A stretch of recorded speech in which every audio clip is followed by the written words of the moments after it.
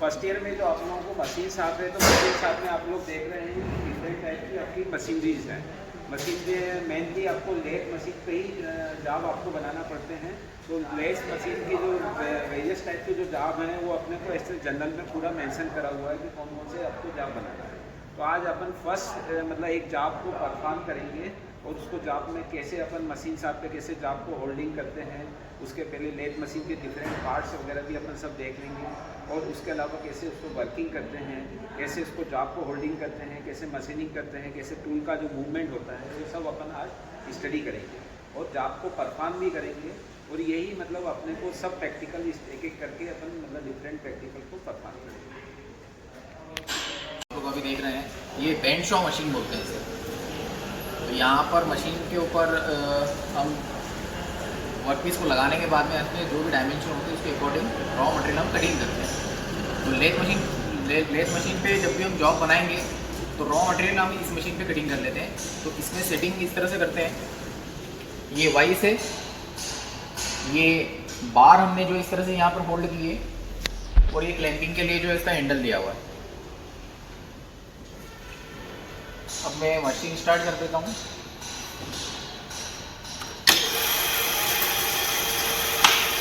Video अच्छी तरीके से बना लेना, उस साइड से आगे बढ़ेगी तो मैं चालू कर नहीं है।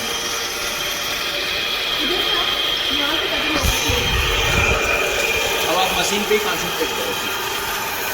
मशीन दिख रहा है ना, बस यहाँ पर जो है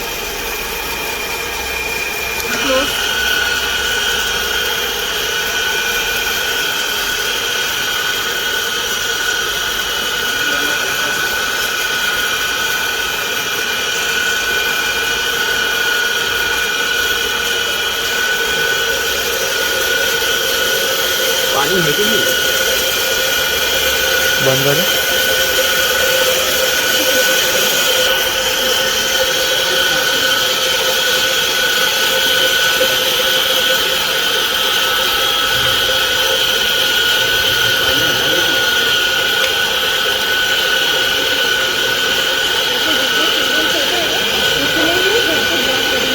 ये एकदम गिरेगी तो नहीं ना?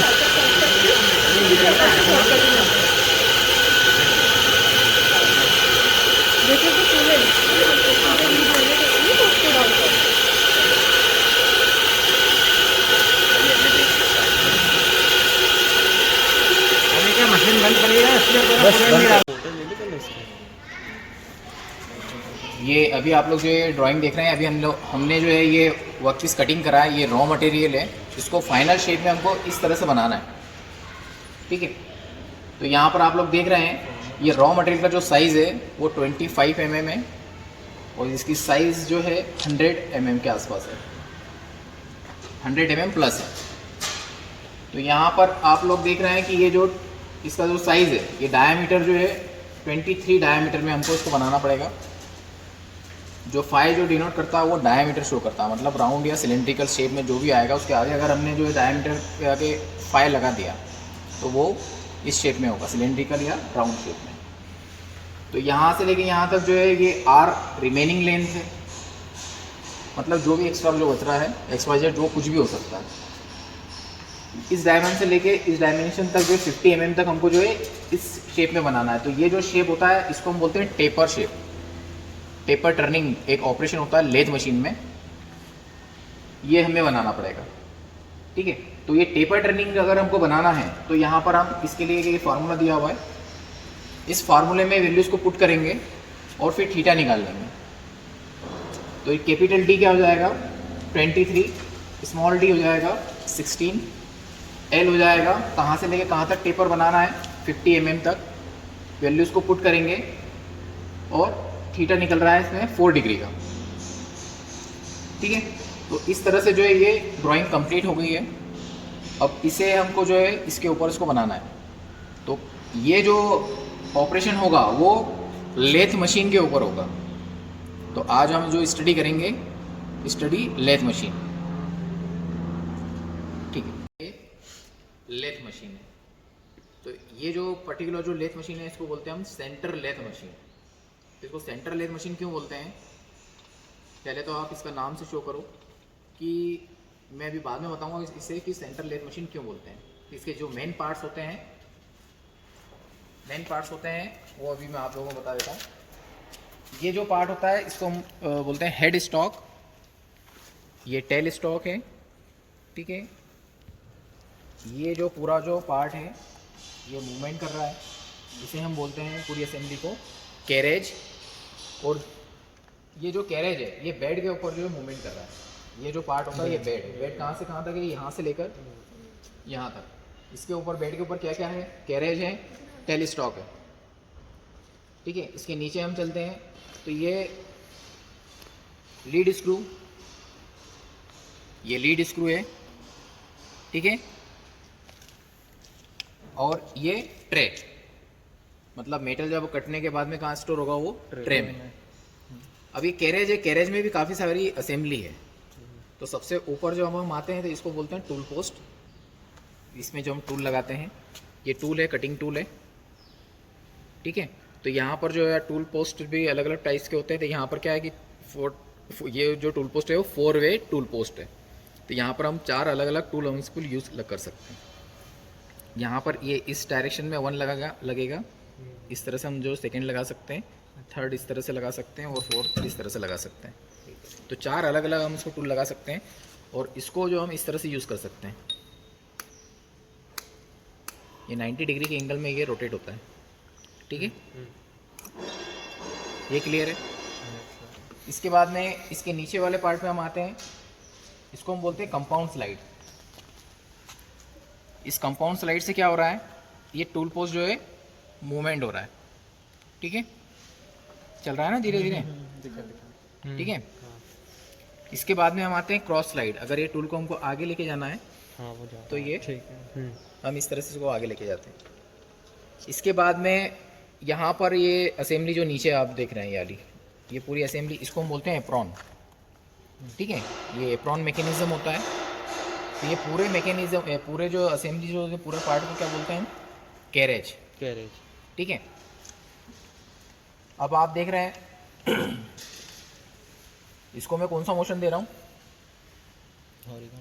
ये वाला सर्कुलर है, कन्वर्ट काय में हो रहा है, ये लीनियर में हो रहा है, ठीक है। ये किस मैकेनिज्म के ऊपर काम कर रहा है, रेक एंड पिनियन। तो रेक आप लोग देख रहे हैं यहाँ पर नीचे देखिए, ये टीथ दिख रहा है ना, ये टीथ है। तो यहाँ पर एक गियर लगा हुआ है इस साइड से, अगर आप लोगों को दिखेगा, दिख रहा है। तो ये रेक एंड पिनियन मैकेनिज्म, हाँ सर दिख गया, ठीक है। तो जहाँ भी हमको जो है सर्कुलर टू लीनियर अगर चेंज करना है या लीनियर टू सर्कुलर चेंज करना है तो हम इस मैकेनिज्म का यूज़ करते हैं। अरे आप इधर आ जाओ, इतना दूर नहीं जाना है, सेफ्टी प्रिकॉशन का ध्यान रखें। ओके मैम, ठीक है। अब यहाँ पर जो है आप लोग लीवर्स देख रहे हैं, काफ़ी सारे लीवर्स हैं, अलग अलग है, ठीक है। ये जो लीवर है इसे हम बोलते हैं हाफ नट लीवर, ठीक है। हाफ नट कैसा होता है,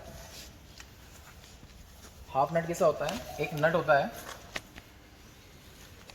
एक पूरा नट तो आप लोगों ने देखा ही होगा। नट और बोल्ट में डिफरेंस क्या है पता है कि नहीं? नट कैसा होता है, छोटा होता है कि बड़ा होता है? छोटा होता है ना, जिसमें इनसाइड होल होता है, है। ठीक है, उसमें थ्रेड्स होते हैं, वो नट होता है। तो ऐसा नट होता है। तो ये मैंने अभी बताया था लीड स्क्रू, ये स्क्रू है और ये नट है। तो हाफ नट है, मतलब उसको बीच में से पार्ट किया हुआ है, ठीक है। इस लीवर से उसको कनेक्ट किया हुआ है। तो लीवर को अगर इंगेज करेंगे तो ये नट क्या हो जाएगा, फुल हो जाएगा, और डिसंगेज करेंगे तो ये ओपन हो जाएगा। तो ये अगर उसको हम इंगेज करते हैं तो ये क्या करेगा, ये इसके ऊपर है, तो ये इसको होल्ड कर लेगा इस तरह से।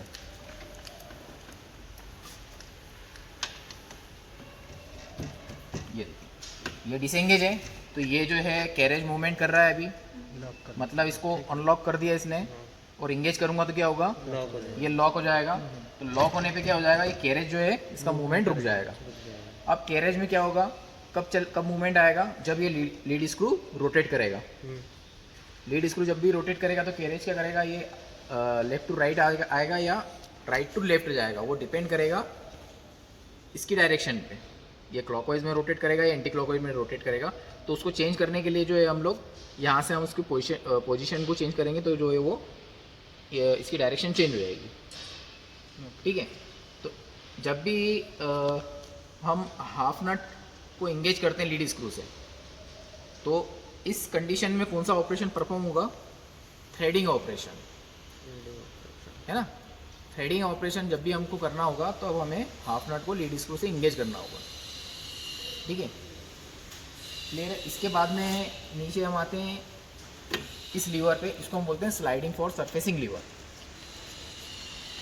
इससे क्या होगा, जब भी अगर मशीन को हमको जो कटिंग करना होगा, जैसे यूनिफॉर्म डायमीटर अगर हमको कम करना है, जैसे ये 25 का है, 23 बनाना है, ऑटोमेटिक अगर हमको कटिंग करना है तो हम क्या करेंगे, इस लीवर का यूज़ करेंगे।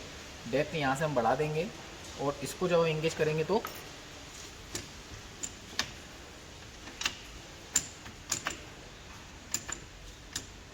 अब इस पोजीशन में क्या होगा, ये डायमीटर प्लेन टर्निंग करेगा, प्लेन टर्निंग ऑपरेशन परफॉर्म करेगा। ठीक है, अभी मैं इसको इतना समझ में आ गया आप लोगों को। अब मैं मशीन को ऑन करके एक बार मैं इसको चला के दिखा देता हूँ। ठीक है, एक बात और थी कि यहाँ पर जब हम जॉब को होल्ड करेंगे, हम किस में होल्ड करते हैं, ये चक में। इस चक को क्या बोलते हैं हम, 3 जॉ चक या सेल्फ सेंटर्ड चक। इसमें नंबर ऑफ जॉस कितनी है, 3 है, इसलिए 3 जॉ बोलते हैं। और सेल्फ सेंटर मतलब अगर मैंने इसको टाइट किया इसको, तो ये तीनों की तीनों जॉज जो है एक साथ मूवमेंट करती है और जो भी वर्कपीस होता है उसको ऑटोमेटिक क्या करती है, इसके सेंटर में होल्ड कर लेती है। इसीलिए इस चक को क्या बोलते हैं हम, सेल्फ सेंटर्ड चक और 3 जॉ चक। इसी तरह से जो है 4 जॉ चक भी आता है, वो इंडिपेंडेंस चक भी बोलते हैं उसको। मतलब उसकी जो 4 जॉज होगी 90 डिग्रीज में, लेकिन जो जॉज होगी वो अलग अलग मूवमेंट करेगी। अगर नंबर 1 के ऊपर अगर इसमें नंबरिंग भी लिखी रहती है, जैसे 2 लिखा हुआ है यहाँ पर आप लोग देख रहे हैं, 1 2 3, इसी तरह से जॉज में उसमें क्या लिखा रहेगा, 1 2 3 4। अगर नंबर 1 वाली जॉज में अगर मैंने इसको की को टाइट किया तो क्या होगा, नंबर 1 वाली जो जॉज है वो मूवमेंट करेगी, बाकी तीनों जो है वो फ्री पड़ी रहेगी। तो हमको जब भी इसको यूज़ करना होता है तो अलग अलग जॉज को हमको अलग अलग सेपरेटली टाइट करना पड़ता है। ठीक है, दोनों में मोर एक्यूरेसी किस में मिलेगी हमको, ज़्यादा एक्यूरेट कौन सा वर्क करेगा, 4 जॉ चक, क्योंकि उसमें हम मैनुअली उसको एडजस्ट कर सकते हैं सेंटर में 0 0 में।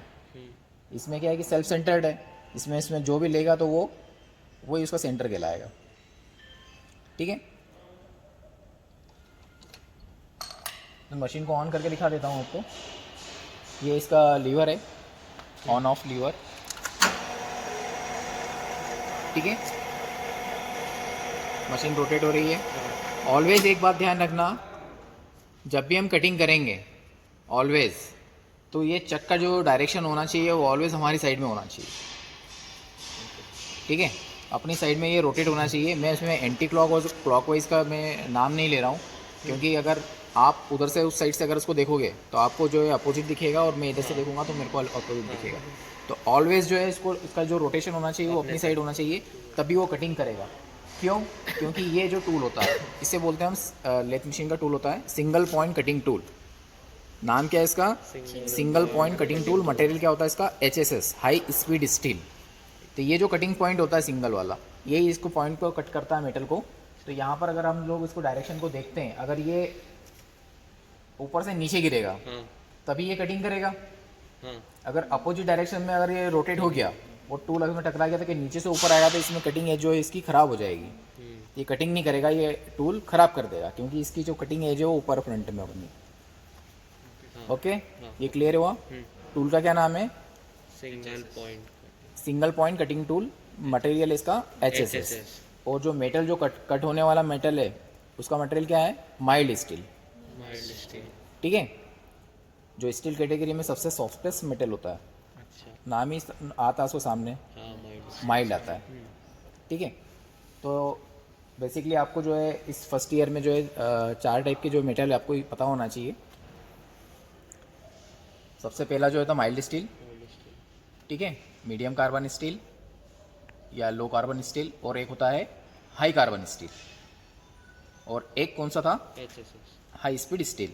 तो इस फर्स्ट ईयर में आपको ये 4 मटेरियल अच्छी तरीके से पता होना चाहिए।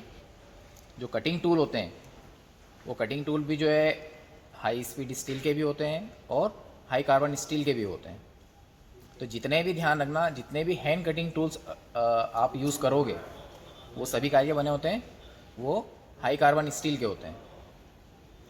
और जो मशीन टूल होते हैं वो हाई स्पीड स्टील, क्योंकि इसका नाम क्या है, हाई स्पीड। तो हाई स्पीड हमको कहाँ मिलेगी, मशीन पे मिलेगी, इसीलिए इसको बोलते हैं हाई स्पीड स्टील। ये अलॉय मटेरियल से मिलके बनाते हैं।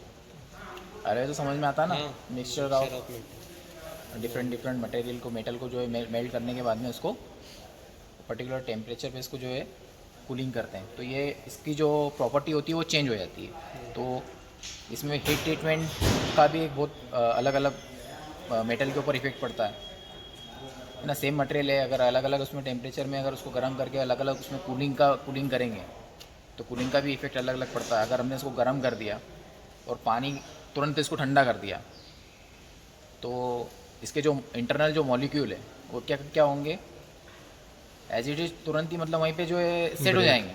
इसका इंटरनल मॉलिक्यूलर स्ट्रक्चर वो चेंज हो जाएगा।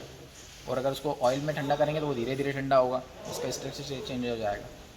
ठीक है, तो इफ़ेक्ट जो है वो अलग अलग भी पड़ता है। तो अभी आप नेक्स्ट जो क्लास आई थी उसमें जो आप लोग पढ़ोगे कि हीट का भी जो है मेटल के ऊपर काफ़ी इफेक्ट पड़ता है, उसकी प्रॉपर्टी जो है चेंज कर सकते हैं इससे।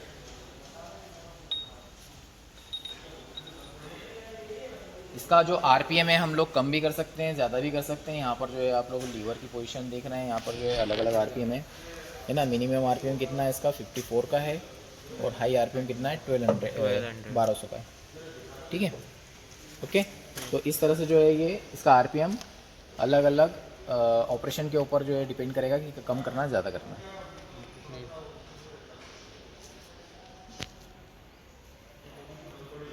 लेथ मशीन के ऊपर हम कौन कौन से ऑपरेशन परफॉर्म करते हैं, तो कौन कौन से ऑपरेशन होते हैं। सबसे पहला होता है फेसिंग ऑपरेशन, जब हम फ्रंट में से इसको कटिंग करेंगे, फेसिंग ऑपरेशन। एक होता है प्लेन टर्निंग ऑपरेशन, जब हम डायमीटर कम करेंगे। एक होता है स्टेप टर्निंग, जैसे स्टेप में हम कटिंग करेंगे इस तरह से, ये जो ऑपरेशन कहलाता है ये स्टेप टर्निंग होता है। अलग अलग स्टेप में आप लोग देख रहे हैं, इसमें दिख रहा है इसमें वीडियो में, ये स्टेप टर्निंग ऑपरेशन है। ठीक है, थ्रेडिंग ऑपरेशन, थ्रेडिंग ऑपरेशन इस तरह से हम परफॉर्म कर सकते हैं, ये थ्रेडिंग ऑपरेशन है। टेपर टर्निंग ऑपरेशन, जो स्लोप में कटिंग होता है, ये टेपर टर्निंग ऑपरेशन है। एक होता है ड्रिलिंग ऑपरेशन, जिसमें हम ड्रिल चक यहाँ लगा के एक ऑपरेशन परफॉर्म करते हैं, ड्रिलिंग ऑपरेशन। एक होता है बोरिंग ऑपरेशन। बोरिंग ऑपरेशन होता है ड्रिल होल को इनलार्ज करना, उसको हम बोलते हैं बोरिंग ऑपरेशन। थ्रेडिंग, एक होता है इसेंट्रिक टर्निंग होता है, जो सेंटर से ऑफसेट करके हमको टर्निंग करना होता है। ठीक है, रीमिंग ऑपरेशन होता है, टैपिंग ऑपरेशन होता है। तो इस तरह से जो है हम लोग इसमें ऑपरेशन परफॉर्म करते हैं। अभी हमें कौन कौन से ऑपरेशन जो है इस जॉब के अंदर जो परफॉर्म करना है, जो एज़ पर ड्राइंग, तो सबसे पहले हम जो फेसिंग करेंगे, देन उसके बाद में प्लेन टर्निंग करेंगे। ठीक है, इसको जो है पलटाने के बाद में यहाँ पर होल्ड कर देंगे, फिर इसको फेसिंग करेंगे, इसको प्लेन करेंगे और फिर हम इसको टेपर टर्निंग करेंगे। तो अब हम जो है जॉब स्टार्ट करते हैं बनाने की। तो ये जो प्रोसेस होती है,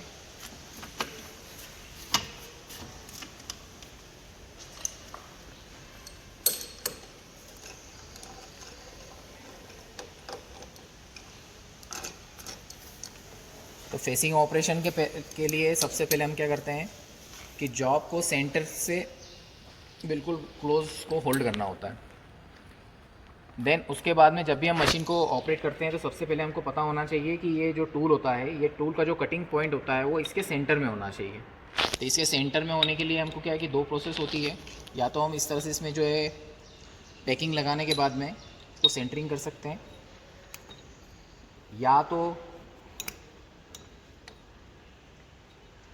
हम इस तरह से इसको सेंटर चेक कर सकते हैं। टेल स्टॉक, ये टेल स्टॉक से अगर इसका जो पॉइंट है इसके पॉइंट से अगर इक्वल आ रहा है तो ये सेंटर में होगा, ठीक है। अगर ये डाउन है या अप है तो क्या करेंगे, हम पैकिंग लगाएंगे या पैकिंग हम कम कर देंगे, ठीक है। तभी ये कटिंग करेंगे। तो नीचे होगा तो ये प्रॉपर कटिंग नहीं करेगा, ऊपर होगा तब भी प्रॉपर कटिंग नहीं करेगा।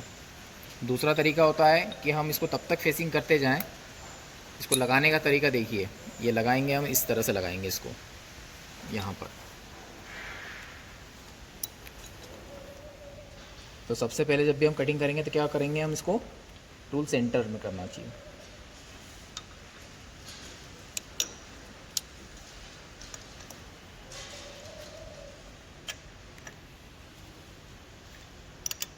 इस तरह से हम इसको क्लैम्प कर देंगे।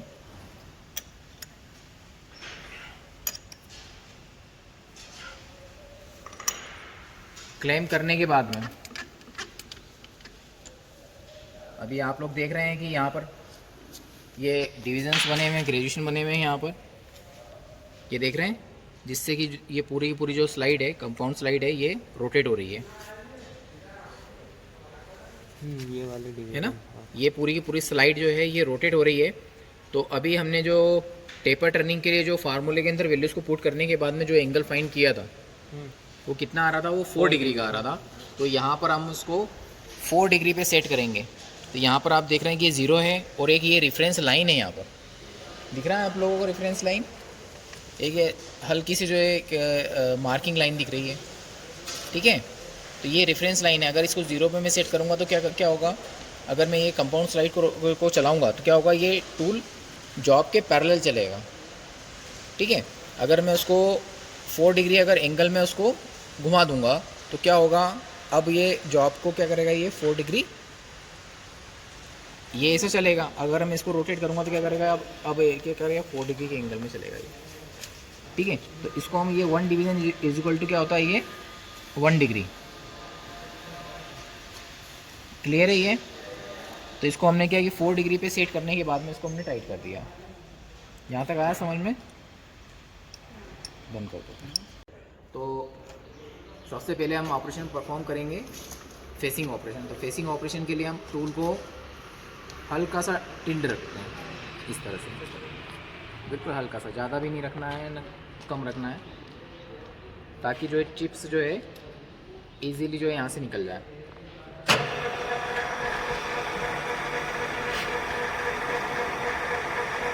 जब भी हम फेसिंग करेंगे तो ये सेंटर से इसको बाहर लेके आएंगे। इसको टच करने के बाद में हम इसको बाहर निकालते हैं धीरे धीरे, ठीक है। तो ये जो है मेटल कटना स्टार्ट हो गया है। तो इस ऑपरेशन को हम क्या बोलते हैं, फेसिंग ऑपरेशन, ठीक है। वापस से हम अंदर जाएंगे और फिर हम टेप को बढ़ाएंगे।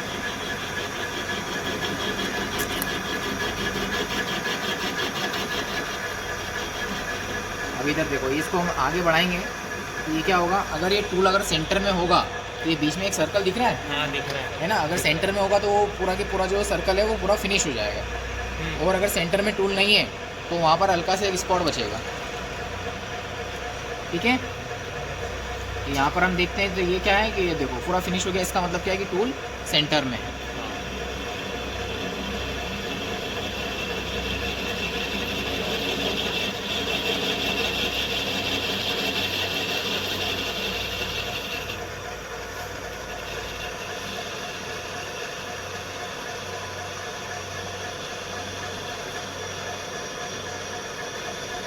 तो ये जो ऑपरेशन हो गया है, कौन सा हो गया ये, फेसिंग ऑपरेशन।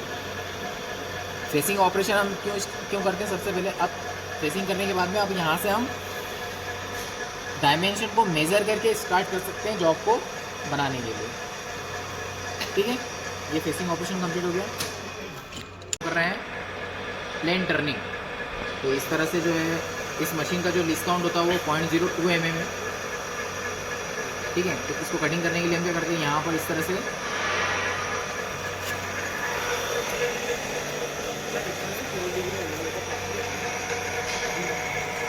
इस मशीन का जो लीस्ट काउंट है वो 0.02 mm, मतलब 1 division is equal to 0.02 mm। तो जब भी हम इसको कटिंग करते हैं तो किस तरह से परफॉर्म करेंगे, इसको जॉब को हम यहाँ पर जो इस तरह से रखेंगे टूल को, और धीरे धीरे इसको हम आगे बढ़ाते जाएंगे इस स्लाइड से, इसको धीरे धीरे हम आगे बढ़ाते जाएंगे। और यहाँ पर हम देखेंगे ये टूल इससे टच हो जाए, दोनों आ जाए तो अच्छा रहेगा। तो देखिए इसको टच कर दिया हमने, अब एक आवाज़ भी आ रहा है वहाँ पर। आवाज़ आने के बाद में इसको हमने क्या करा, इसको बाहर निकाला। अब बाहर निकालने के बाद में ये जो आपका जो हैंडल है इसको हमने होल्ड किया और इसको इस तरह से रोटेट करते हुए इसको 0 पे सेट कर दिया। ठीक है, इसको फिक्स करने पे क्या होता है कि ये जो टूल का जो मूवमेंट है वो रुक जाता है। अगर मैं इसको रोटेट करूँगा तो इसके साथ में ये भी जो डिस्क ये रोटेट होगी।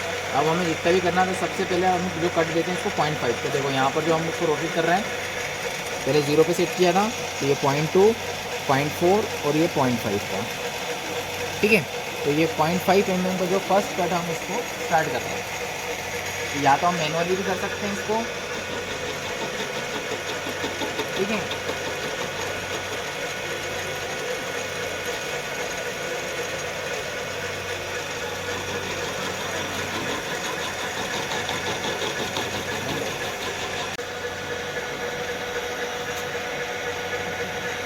ये मशीन अभी ऑटोमेटिक कटिंग कर रही है। ये लीड स्क्रू रोटेट हो रहा है ऑटोमेटिक। ये मैंने लीवर आपको बताया था, स्लाइडिंग फॉर सरफेसिंग लीवर। ये स्लाइडिंग फॉर सरफेसिंग लीवर अभी इंगेज किया हुआ है, जिससे जो है ये ऑटोमेटिक जो है ये प्लेन टर्निंग परफॉर्म कर रहा है। अभी इसमें हाफ नट इंगेज नहीं किया हुआ है। हाफ नट हम तभी इंगेज करते हैं जब हमें थ्रेडिंग करना हो, तब हम इसे इंगेज, इसके डिसएंगेज करके इसे इंगेज करते हैं। जब भी ऑपरेशन हमको परफॉर्म करना होगा थ्रेडिंग ऑपरेशन, तब हम हाफ नट का यूज़ करते हैं। और स्लाइडिंग फॉर सरफेसिंग लीवर का जब हम यूज़ करते हैं जब हमें प्लेन टर्निंग करना होगा।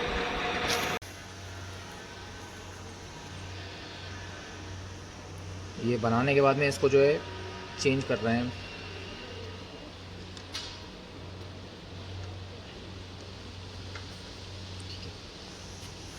स्टार्टिंग में जो फार्मूला निकला था वो कितना निकला था, टेपर टर्निंग फार्मूले में पुट करने के बाद में 4 डिग्री।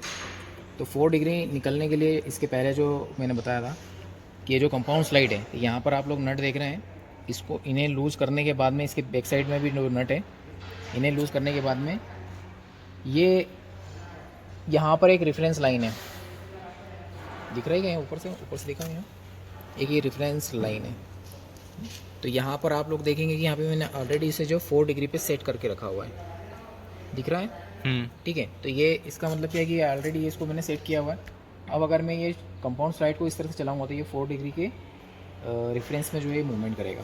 तो टेपर टर्निंग करने के लिए हम कौन सी स्लाइड का यूज़ करेंगे, ये कंपाउंड स्लाइड का, ना कि हम जो है हैंड फीड व्हील का इसका यूज़ करेंगे, ना और अदर स्लाइड का यूज़ करेंगे।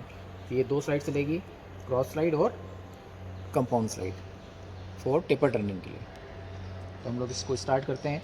अब हमें जो एज पर डायग्राम में क्या दिया हुआ था कि 23 और 16 का डायमीटर होना चाहिए था, और जो स्मॉल डायमीटर वो 16 का होना चाहिए। तो मतलब ये वाला जो डायमीटर हमें 16 बनाना है, और लेंथ कितनी होना चाहिए इसमें 50 mm।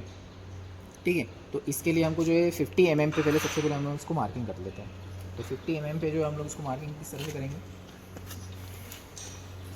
या तो आप स्केल से भी इसको मार्किंग कर सकते हैं, या फिर डायरेक्ट वर्नियर से भी हम इसको मार्क कर सकते हैं। तो वर्नियर को हमने 50 mm तक जो है इसको सेट किया, और ये इसकी डेप्थ बार है। इसको इस तरह से मेज़र करने के बाद में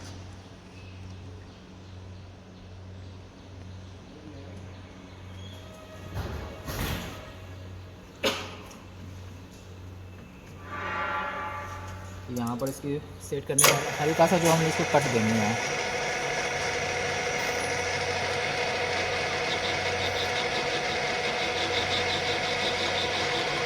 ये मार्किंग हमें दिख रहा है।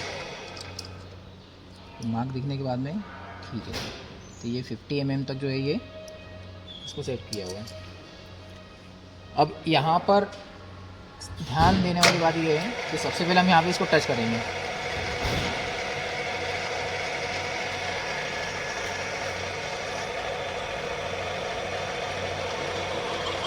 इसको टच करने के बाद में यहाँ पर जो भी रीडिंग आ रही है, इसको शो करना, यहाँ पर जो भी रीडिंग आ रही है, यहाँ पर हम इसको सेट करेंगे 0 पे। इसको होल्ड करेंगे पीछे, इस हैंडल को होल्ड करने के बाद में इसको हम सेट करेंगे 0 पे।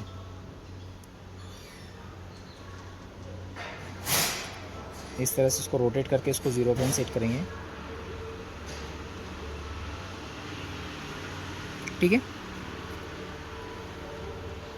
इसको 0 पे सेट करने के बाद में अब हम इसको चेंज नहीं करेंगे। अब मूवमेंट क्या होगा, इन दोनों का यूज़ करेंगे हम। इससे हम पीछे इसको हम यूज़ नहीं करते हैं। अब इसी से हम इसको जो है टूल को बाहर निकालेंगे और इसी से हम आगे जाएंगे, ठीक है। इस तरह से जो है हमने 0 पे सेट किया, बस इसको ध्यान रखना,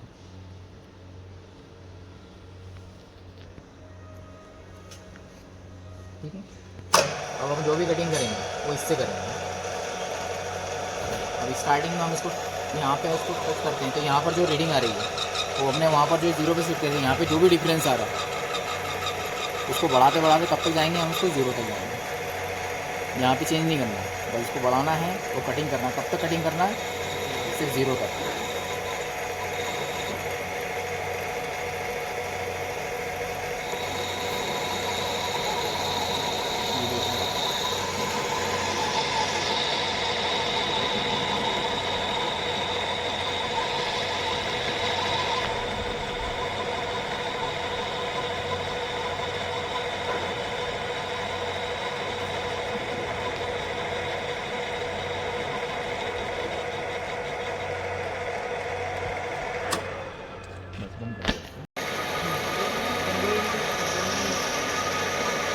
बढ़िया बात। यहाँ बनाओ।